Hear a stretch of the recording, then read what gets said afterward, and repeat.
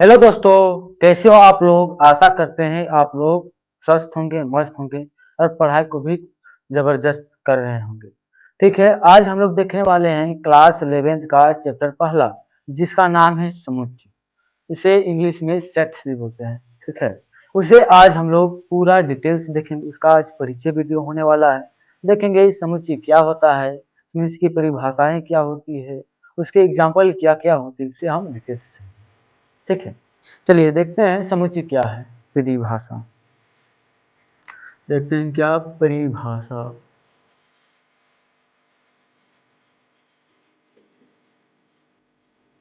परिभाषा समुच्चय का परिभाषा डायरेक्ट बोला जाए तो क्या हो जाएगा? सुपरिभाषित शब्द या वाक्य के संग्रह को ही हम समुच्चय कहते हैं। ठीक है, क्या बोल रहा है कि किसी वस्तु के सुपरिभाषित शब्द या वाक्य के संग्रह को ही हम सेट्स बोलते। चलिए हम लोग लिखते हैं इसे, किसी वस्तु के, वस्तु डायरेक्ट लिखते हैं, वस्तु के सुपरिभाषित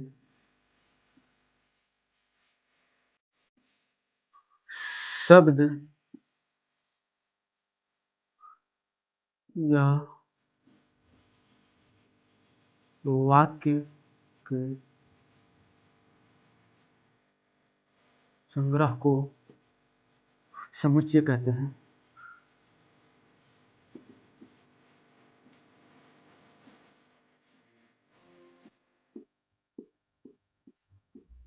ठीक है, समुच्चय कहते हैं। देखिए कि इसमें दो तीन शब्द क्या क्या आते हैं, सुपरिभाषित और संग्रह।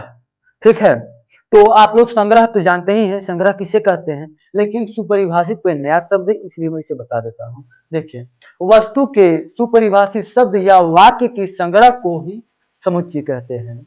सुपरिभाषित बोलने का मतलब कि हर व्यक्ति के लिए समान हो, है ना।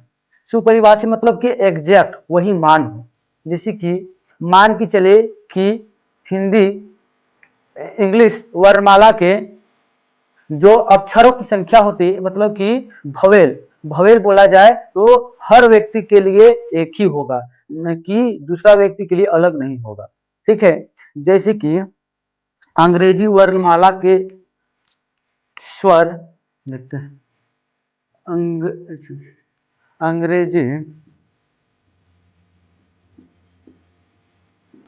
अंग्रेजी वर्णमाला के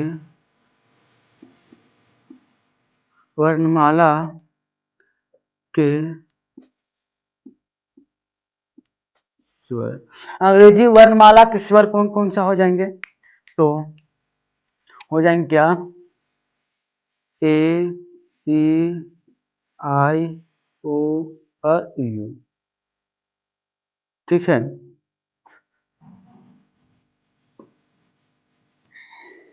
इसे हम लोग ले लिए।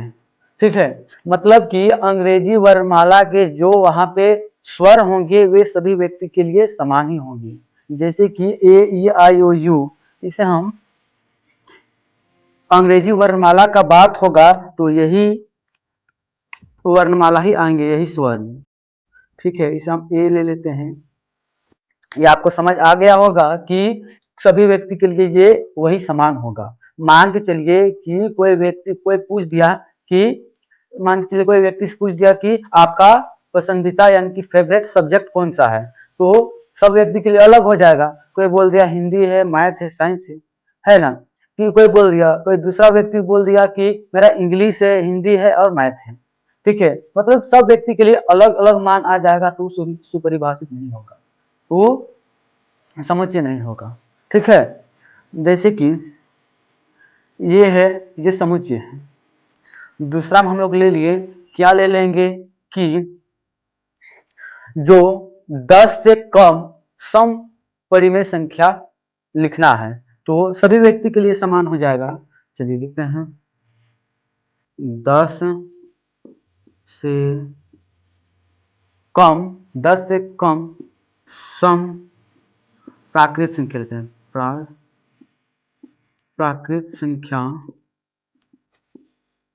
ठीक है, ये लिख दिए। तो ये क्या हो जाएगा कि 10 से कम, तो मान के चलिए ये ए लिए हैं तो इसमें बी ले लेते हैं। 10 से कम तो 2 4 6 8, 10 से कम बोला यानी कि 10 नहीं लेंगे। अब प्राकृतिक संख्या मतलब कि 0 से स्टार्ट होता है तो 0 का आगे चलेंगे, ठीक है। ये हम ले लिए। तो हम कोई भी किसी भी व्यक्ति से पूछे कि 10 से कम सम प्राकृतिक संख्या बताएं तो वो यही बताएगा, सभी व्यक्ति के लिए यही होगा, कोई अलग व्यक्ति के लिए दूसरा नहीं होगा, ठीक है। ये हम लोग जान गए। देखते हैं तीसरा क्या, कि इसमें जो अंदर में जो होते हैं इसमें इसे क्या बोलते हैं, तो इसे बोलते हैं क्या,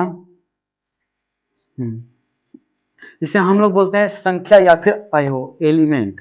तो हम लोग संख्या बोलेंगे या फिर अवयव बोलेंगे, अवयव, ठीक है। इसे हम एलिमेंट भी बोलते हैं, इसे बोलते हैं एलिमेंट। ये आपको समझ आ गया होगा, ठीक है।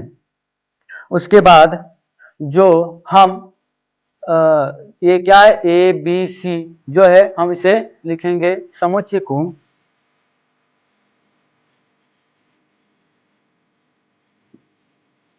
समुच्चय को हम A B C D E dot dot dot dot Y Z, इस प्रकार समझ के हम बड़े अक्षरों से व्यक्त करते हैं। और अवयव को, और अवयव को, अवयव के हम छोटा स्मॉल से करते हैं, A B C D dot dot dot Y, ये तो हम लोग समझ गए, ठीक है। ये छोटा सा था, ये तो हम लोग समझ गए। और हम लोग और क्या देखेंगे, दूसरा दूसरा देखेंगे कि जो अंदर में एलिमेंट है उसे हम लोग गणित की भाषा में कैसे परिभाषित करेंगे। तो जो बोलेंगे क्या, जो ई है इसमें उपस्थित है कि नहीं, ये उपस्थित को दर्शाता है ए, ठीक है। तो बोलेंगे क्या, ई जो एलिमेंट है अवयव है इसमें उपस्थित है, उपस्थित है ए में, ठीक है। इसे बोलते हैं बिलोंग्स टू, क्या बोलेंगे इसे, बिलोंग्स टू, ठीक है। इसे बोलेंगे बिलोंग्स टू, या मान के चलिए ई इसमें है इसलिए। अब बोलेंगे कि इसमें और कौन नहीं है, तो इसे मान के चलिए टी, टी ले लिए। तो की जो अवयव जो है इसमें उपस्थित है कि नहीं है, तो बिलोंग्स टू नहीं है, मतलब कि जो ए में उपस्थित नहीं है। पहला है हो गया ये, दूसरा हो गया मतलब कि एलिमेंट इसमें अवयव उपस्थित रहेंगे ए में तो इसे लिखेंगे है यानी कि ई, इसे बोलेंगे हम लोग बिलोंग्स टू। और नहीं है तो हम लोग लिखेंगे नॉन बिलोंग्स टू, ठीक है। ये तो हम लोग समझ गए। इसके बाद हम लोग इसका चैप्टर प्रश्नावली बनाना स्टार्ट कर देंगे। तो इसी के साथ हम लोग समाप्त करते हैं। और इसके बाद मैं इसका इस चैप्टर कौन कौन इसमें इम्पोर्टेंट है उसे मैं प्रोवाइड कर दूंगा, इसलिए